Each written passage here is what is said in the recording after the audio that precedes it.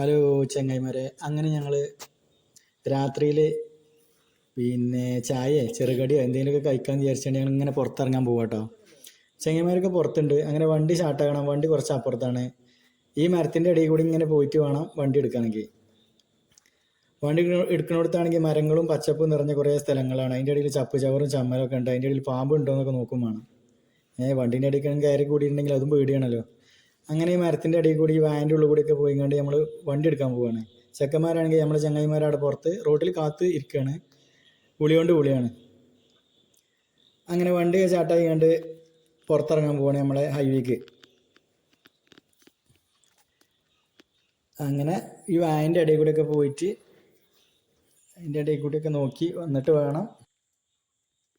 അങ്ങനെ എന്തിനു പറയണോ, ഫോണാണെങ്കിൽ വിളിയോണ്ട് വിളി ചങ്ങായിമാരോടെ കാത്തുനിന്ന് സൗകര്യമില്ലായിരുന്നു. വണ്ടി എടുത്ത് പുറത്തേക്ക് ഇറങ്ങാൻ പോവുകയാണ്. ഏതായാലും ഈ വാൻ്റെ ഇടയിൽ കൂടെയൊക്കെ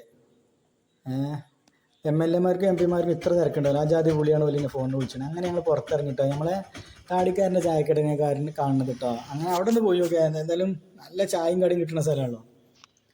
അങ്ങനെ ഓൻ്റെ അടുത്ത് പോയി ചങ്ങായിമാരെയും കൂട്ടി ഞങ്ങളങ്ങനെ പോയി. ഓൻ്റെ ചുക്ക് കാപ്പി ഉണ്ട്. ചുക്ക് കാപ്പിയും കാപ്പി എന്നൊക്കെ പറഞ്ഞാൽ അടിപൊളിയാണ്.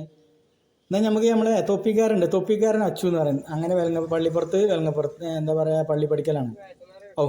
വല്ലാത്ത ഇന്ന് അങ്ങോട്ടൊന്ന് പോയി. അപ്പോൾ നിങ്ങൾ ഉണ്ടാക്കിയെന്ന് പറഞ്ഞുകൊണ്ട് ഞങ്ങൾ താടിക്കാരനോട് കഥയും പറഞ്ഞ് പോകുന്നു. അങ്ങനെയൊക്കെ കൂടി വണ്ടി കയറി ഒന്നായിട്ട് പോകുന്നതാണിട്ടത്. നമ്മൾ അങ്ങാടി കൂടി ഇങ്ങനെ പോരുന്ന കാഴ്ചകളാണ്. അപ്പോൾ തൊപ്പിക്കാരൻ്റെ അടുത്ത് എത്തിയപ്പോൾ ഭയങ്കര തിരക്ക്.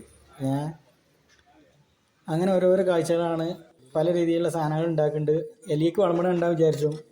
നല്ല ഒന്നാന്തരം ബിരിയാണിയാണ്. അല്ല കേട്ടോ, നല്ല അടിപൊളി ഗ്രീൻ പീസും മുട്ടയും നല്ലോണം മിക്സാക്കിയിട്ട് വറുത്തെടുക്കല്ല, നല്ലോണം അങ്ങോട്ട് മിക്സാക്കി എടുത്തിട്ട് തരും. അപ്പം ഞാൻ ചോദിച്ചു, എന്നാൽ ഞങ്ങൾക്കുള്ളവണി കൊണ്ടുപോയി എടുത്തുവിടാറ്. അപ്പോൾ എന്നോട് വെച്ചാൽ പോയി ഇരിക്കുക അവിടുന്ന്, വെളിച്ചെണ്ണ കാജാതി വിലയാണ്, ഞാൻ ഉണ്ടാക്കി തരാറ്. അപ്പോൾ ഞാൻ പറഞ്ഞു കുറച്ച് പച്ചവെള്ളം കൂട്ടിക്കളാം, എന്നാൽ പിന്നെ അത്ര ഒരു പ്രശ്നമില്ലല്ലോ, ഒന്ന് പോയി ഇരിക്കടോ എന്ന് പറഞ്ഞാൽ ആട്ടി വിട്ടു. അങ്ങനെ ഞങ്ങൾ പ്രതീക്ഷയോടെ കാത്തിരിക്കുകയാണ്. അങ്ങനെ എന്താ പറയുക വെച്ചാൽ കുറേ കസ്റ്റമർ വന്നിട്ടുണ്ട്. ഓരൊക്കെ അവന് ഡീൽ ചെയ്യണ്ടേ. അങ്ങനെ മുട്ടുകൊണ്ട് പല പരിപാടി ഉണ്ടെന്ന് പറഞ്ഞ് കാണിച്ചു തരാറിന് ഇരുത്തിക്കുകയാണ് ഞങ്ങൾ തൊപ്പിക്കാരൻ അച്ചു. അങ്ങനെ അവൻ്റെ ഭക്ഷണം കഴിച്ചാണ് ഞങ്ങൾ തിരിച്ചു പോകുന്നത്. നമ്മൾ താടിക്കാരൻ്റെ അടുത്ത് തന്നെ കയറിയിട്ടോ. ഞങ്ങൾ നേരത്തെ പറഞ്ഞു പോയതാണല്ലോ, ആ ജാതി നല്ല അടിപൊളി ചായയാണ്. ആ ചായ കിട്ടുകയെന്ന് പറഞ്ഞാൽ താടിക്കാരൻ്റെ ചായ 1.5 ചായയാണ്. ആ താടിയും എണ്ണക്കടികളും ആ ചായയും എണ്ണക്കടികളും ഒക്കെ കൂടി അടിപൊളി ടേസ്റ്റാണ്. അങ്ങനെ ചായയും കടിയും കുടിച്ച് ഞങ്ങൾ ഇരിക്കുകയാണ്. പുറത്ത് നമ്മളെ കാക്കാമാരും പഴയ കഥകളും പറഞ്ഞിരിക്കുന്നുണ്ട്. അവർക്ക് നേരം പോകണമല്ലോ.